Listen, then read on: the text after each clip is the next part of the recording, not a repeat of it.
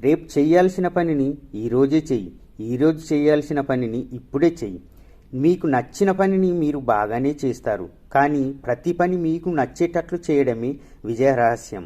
యుద్ధం గెలిచేంత వరకు ఏ శబ్దం చెయ్యకు, ఎందుకంటే నీ విజయమే ప్రపంచానికి పెద్ద శబ్దమై వినపడాలి. వెళ్ళేదారిలో కాలికి ముళ్ళు గుచ్చుకుందని ఆగిపోకు. కంటిలో గుచ్చుకోలేదు కదా, ముందుకు సాగిపో. ఓ భగవంతుడా, నేను చేసిన తప్పులు నాకు గుర్తు చెయ్యి. మళ్ళీ ఆ తప్పులు చేయకుండా ఉండడానికి ప్రయత్నం చేస్తా. మనం ఏదైనా ఒక పనిని చేస్తే అది మనకంటే బాగా ఇంకెవరు చేయడానికి వీలు ఉండకూడదు. చదివినప్పుడు వచ్చిన గెలుపు కన్నా గాయం తగిలిన తర్వాత చదివితే వచ్చే గెలుపు గంభీరంగా ఉంటుంది. మిత్రమా, తప్పు చేశాను అని బాధపడుతూ సమయాన్ని వృధా చెయ్యకు. ఆ తప్పుని సరిదిద్దుకునే మార్గంలో ఆలోచించు.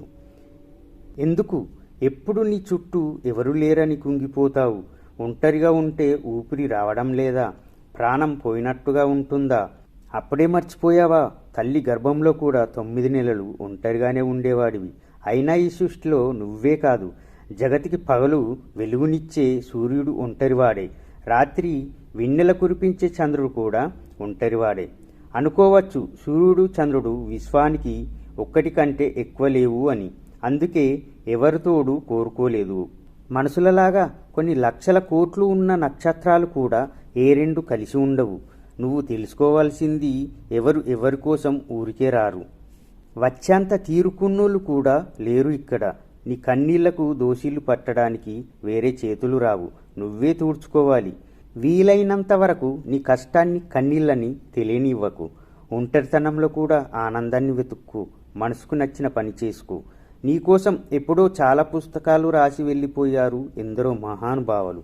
ఒక్కసారి అవి తిరిగేసి చూడు, మళ్ళీ నీకు నువ్వు దొరుకుతావేమో చూడు. అంతేకాని ఇలా ఎప్పుడు కర్రపై ఆధారపడే తీగ చెట్టులాగా మాత్రం అస్సలుండకు. ఒక నాయకుడు ఎలా ఉంటే అతడి సైన్యం రాజ్యం కూడా అలాగే ఉంటుంది. అది మంచి అయితే మంచి, చెడు అయితే చెడు. నిజంగా ఓడిపోయేది పరుగుపోటీలో చివరిగా వచ్చిన వాళ్ళు కాదు, ఆ పోటీలో భయపడి అందులో పాల్గొనని వాళ్ళు. ఇదే జీవితానికి కూడా వర్తిస్తుంది. కోల్పోయిన ఆకులను పొందడానికి ఆ చెట్టుకే వసంతకాలం వచ్చినప్పుడు నీకు రాదా మిత్రమా? నాయకుడంటే కర్దార్ బట్టలు వేసుకొని తిరగడం కాదు, నలుగురి మంచి కోసం, నలుగురి అభివృద్ధి కోసం పాటుపడేవాడు. మనస్ఫూర్తిగా ఏదైనా ప్రయత్నిస్తే ప్రకృతి కూడా నేను ఉన్నానని మనకు కావలసిన సమయంలో సహాయం చేస్తుంది. ఈ భూమి మీద ఏ జీవి ఎంత ఎత్తుకు ఎదిగినా చివరికి మట్టిలో కలిసిపోవలసిందే. ఉన్నత లక్ష్యంను సాధించే క్రమంలో తాత్కాలిక ఆనందాలను త్యాగం చేయాల్సిందే. మోటివేషన్ అనేది పలికే పదాల్లో ఉండదు, విన్న పదాలను ఆచరణలో పెట్టడంలో ఉంది. శ్రమ నీ ఆయుధమైతే విజయం నీ బానిస అవుతుంది. పేదవారికి 50 రూపాయల బియ్యం రూపాయికి ఇవ్వడం గొప్ప కాదు, పేదవారిని 50 రూపాయల బియ్యం కొనుక్కునే స్థాయికి తీసుకురావడం. మనం ఎప్పుడూ గడ్డిలా ఉండాలి. ఎంతమంది తొక్కినా, ఎంతమంది పీకి పారేసినా మళ్ళీ ఎదిగి చూపించాలి. మనల్ని ప్రేమించేవారిని ప్రేమించడం అందరు చేస్తారు, కానీ నిన్ను ద్వేషించేవారిని ఒక్కసారి ప్రేమించి చూడు, ఈ ప్రపంచమే నిన్ను ప్రేమిస్తుంది. నీ విజయం మొదలయ్యేది నీ ఆలోచన నుంచే. ప్రతి ఒక్కరి జీవితం ఒక పుస్తకం, అందులో రాసుకున్న ఒక పేజీ మాత్రమే కష్టాలు, బాధలు. జీవితం మారాలి అంటే ఒక పేజీ కూడా మారాల్సిందే. మన జీవితంలో ఎన్ని పేజీలు మారితే మన పుస్తకం అంత గొప్పది అవుతుందని మర్చిపోకు. పేదవాడిగా పుట్టడం నీ తప్పు కాదు, కానీ పేదవాడిగా చనిపోతే అది ఖచ్చితంగా నీ తప్పే. గెలుపు 10 మందితో మాట్లాడిస్తుంది, ఓటమి నిన్ను నీతో మాట్లాడిస్తుంది. 10 మంది మాటలు నీకు ఎప్పుడు తోడు ఉండవు, నువ్వు ఓటమిలో మాట్లాడుకునే మాటే నీతో ఉంటుంది. భయపడి అన్ని మూసేసి ఇంట్లోనే కూర్చుంటే గెలుపు కొట్టే తలుపు చప్పుడు ఎలా వినిపిస్తుంది? గొప్ప గొప్ప విజయాలన్నీ హేళనతోనే మొదలవుతాయని మర్చిపోకు. వయసు ఉన్నప్పుడు పని చేయడానికి, కష్టపడడానికి సిగ్గుపడితే వయసు మీద పడ్డాక బ్రతకడానికి సిగ్గుపడాల్సి వస్తుంది. నీ బలం ఎవ్వరికి తెలియకపోయినా పర్వాలేదు, బ్రతికేయవచ్చు. కానీ నీ బలహీనతను ఎవరికి తెలియనివ్వకు, బ్రతకనివ్వరు. విషానికి పాలు పోసి అన్యాయానికి పదవులు ఇచ్చే కాలంలో బ్రతుకుతున్నాం. న్యాయం ఎక్కడుంది ఈ సమాజంలో? విలువలేని చోట విలువ కోసం ప్రయత్నించడం ఉన్న విలువను పోగొట్టుకోవడమే అవుతుంది.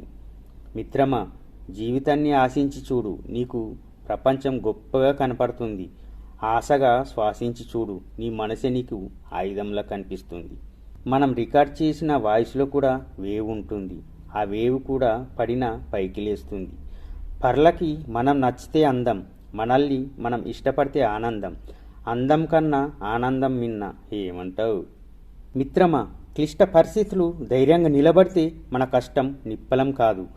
ఉపవాసం చేస్తేనే దేవుడు సంపాదన ఇస్తారు అనుకుంటే ఒక్క పూట తిండి లేక అలమట్టిస్తున్న ప్రతి ఒక్కరూ ఎప్పుడో ధనవంతులు అవ్వాలి. మిత్రమా, లక్ష్యం ఉన్నవాడు గడ్డి పరకను కూడా బ్రహ్మాస్త్రంలా వాడుకుంటాడు. నిర్లక్ష్యం ఉన్నవాడు బ్రహ్మాస్త్రాన్ని సైతం గడ్డి పరకల కూడా వాడుకోలేడు. అవకాశాల కోసం ఆలోచిస్తూ ఉంటే అపోహాలుగానే మిగిలిపోతాయి. అదే ఆచరణలో పెట్టి చూడు, అద్భుతాలు కనిపిస్తాయి. మిత్రమా, ఆఖరిగా మన మాట. నీ విజయం కోసం ఓర్పుగా నేర్పుగా నీ మార్గంలో ముందుకు సాగిపో. ఏదో ఒకరోజు విజయం తప్పక వరిస్తుంది. ఓపికతో ఉన్నవాడు ఎప్పటికీ ఓడిపోడు.